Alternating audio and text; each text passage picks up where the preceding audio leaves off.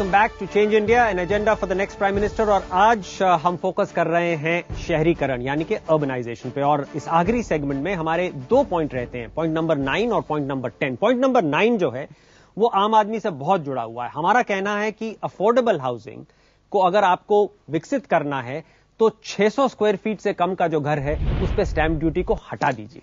तो हम कहते हैं अगर वो होता है तो उससे काफी एक प्रोत्साहन मिलेगा अफोर्डेबल हाउसिंग को। और 10वां जो पॉइंट है वो है अर्बन ट्रांसपोर्ट का, क्योंकि बढ़ता है तो ट्रांसपोर्ट सबसे बड़ी चीज होती है। तो हम कह रहे हैं कि हर 1 मिलियन प्लस 10 शहर है उसमें मेट्रो बनाया जाए। तो ये हमारे 2 पॉइंट है। और हमारे एक साथी यहां पे हैं जिन्होंने हमें वेबसाइट पे अपना सुझाव भी भेजा था, आप बताएं।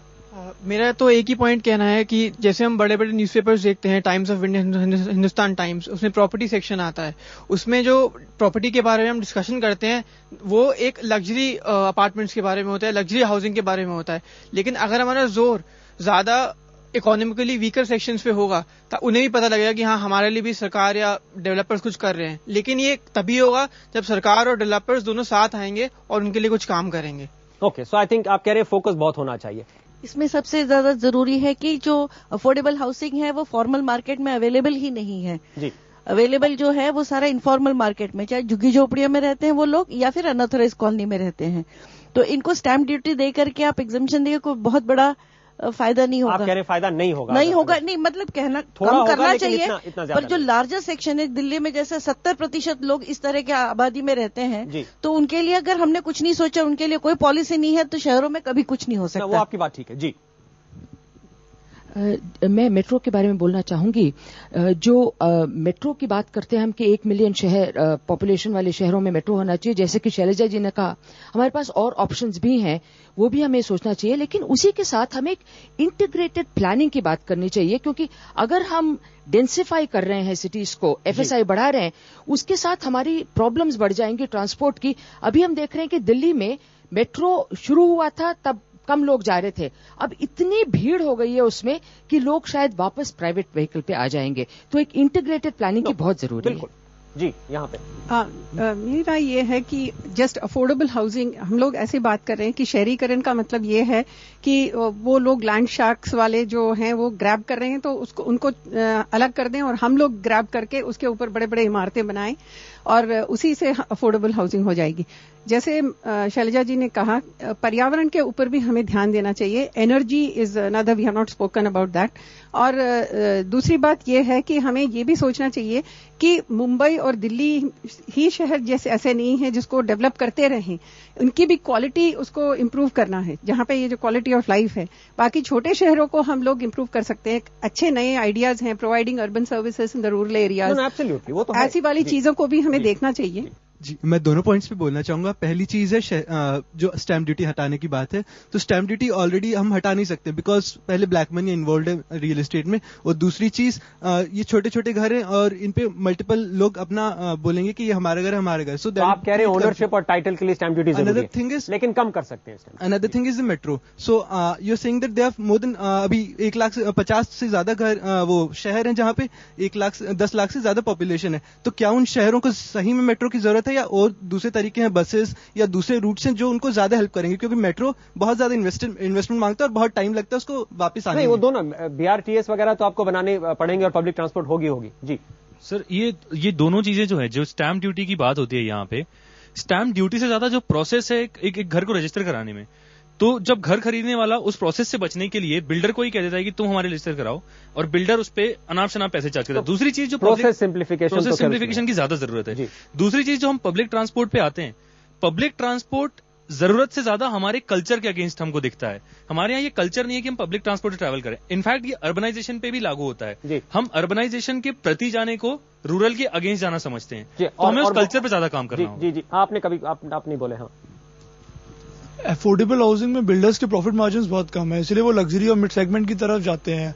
तो स्टैंप ड्यूटी हटाने से बिल्डर्स का कोई फायदा नहीं है। तो गवर्नमेंट को इनिशिएटिव्स लेने हैं कि कैसे बिल्डर्स को ज्यादा से ज्यादा फायदा पहुंचाए ताकि वो अफोर्डेबल हाउसिंग ज्यादा से ज्यादा बनाए। जहां तक मेट्रो की बात कर रहे हैं, तो मेरा ऐसा मानना है कि 10 लाख की आबादी बहुत कम है। क्या 10 लाख की आबादी मेट्रो वहां सर्वाइव कर पाएगी? पता लगा कुछ दिनों चली, उसके बाद उसका खर्चे ही नहीं निकल रहे। रेलेवेंट पॉइंट था, लेकिन अजम्पशन ये है कि शहरीकरण इतनी जल्दी बढ़ रहा है कि वो 10 लाख का शहर 10 लाख का नहीं रहेगा। लेकिन आपका पॉइंट वेल टेकन है। हाँ, यहाँ पे आइए।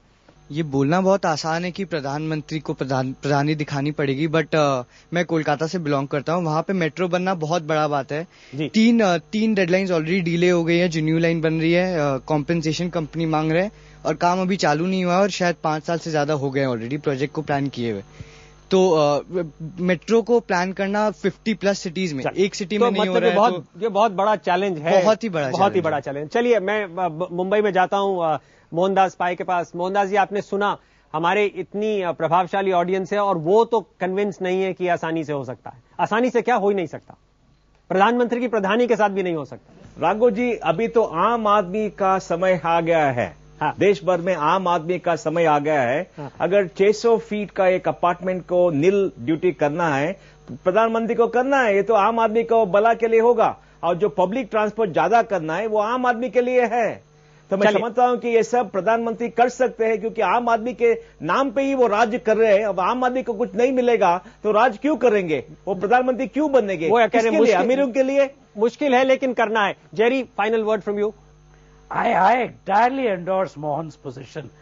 We can't take, if Korea can do it, Brazil में कर सकते हैं, मेक्सिको में कर सकते हैं, हिंदुस्तान में क्यों नहीं कर सकते? क्यों? उन कंट्रीज में भी डेंसिटी ऑफ पॉपुलेशन है, सब कुछ है।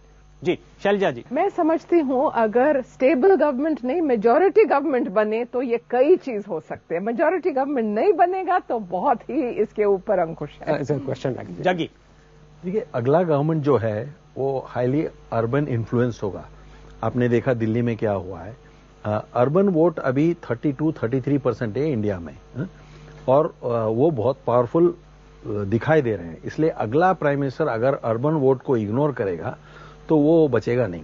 तो इसलिए मेरे ख्याल से अर्बन वोट ज्यादा कॉन्सेंट्रेटेड है, इसलिए वो विजिबिलिटी भी ज्यादा है। प्रॉब्लम है, लेकिन उनको करवाना ही पड़ेगा। प्राइम मिनिस्टर एम्पावर होंगे। धीरज, फाइनल वर्ड। देखिए, बदलाव तो मुश्किल होता ही है, चाहे इंडिया में हो या कहीं भी हो, लेकिन इसलिए ही एक स्ट्रांग प्रधानमंत्री की जरूरत है, एक डिसाइसिव प्रधानमंत्री की जरूरत है। और इन सुझावों, जो हमने 10 सुझाव दिए, इनमें से ऐसा कोई नहीं है जो नहीं हो सकता, बिल्कुल नहीं हो सकता।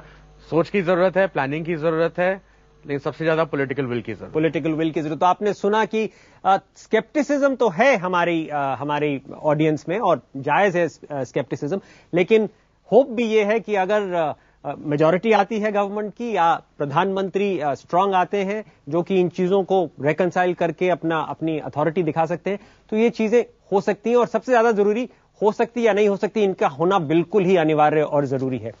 तो जाते जाते फिर एक बार नजर डालते हैं शहरीकरण के 10 पॉइंट एजेंडा पर।